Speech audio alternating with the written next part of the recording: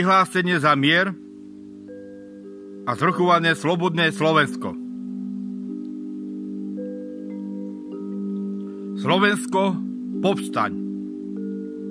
Povstaň duchom, povstaň pamäťou, povstaň odvahou svojich predkov, ktorí nikdy neprijali porobu.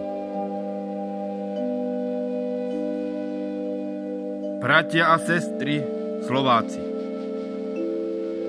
stojíme dnes na posvätnom mieste dejín, kde si pripomíname odvahu tých, ktorí povstali proti zotročeniu. Aj dnes sa naša vlast ocitla na križovatke. Zločinné štruktúry a zvrátené šialené elity chcú z nášho národa urobiť pešiaka vo vojne, ktorá nie je naša. Hovoríme jasne. Slovensko nechce vojnu, Slovensko chce mier. Odmietame totalitné praktiky, neľudskú ideológiu, diktát nacistického bruselského režimu a násilnú politiku, ktorá ničí národy a rozkladá rodiny. Vyzývame všetkých Slovákov. Očistite svoju myseľ od strachu a klamstiev. Otvorte svoje srdcia múdrosti našich predkov. Vyzývame služobníkov štátu. Nekonajte proti svojmu svedomiu, nenechajte sa zneužiť proti vlastnému národu. Vyzývame vládu a poslancov.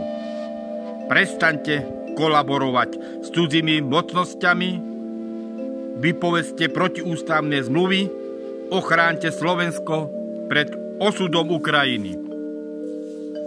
Slovensko nesmie byť kolóniou ani vojnovým poľom.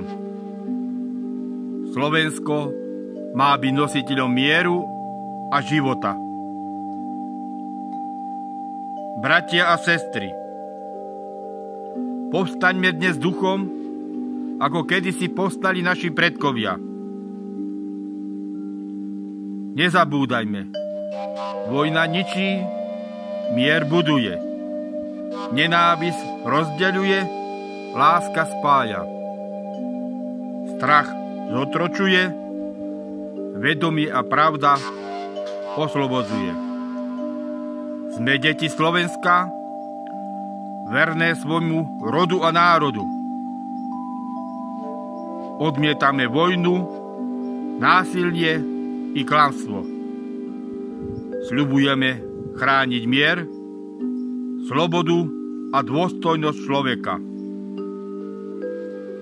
Sláva Slovensku, sláva Slovanstvu, sláva človečenstvu.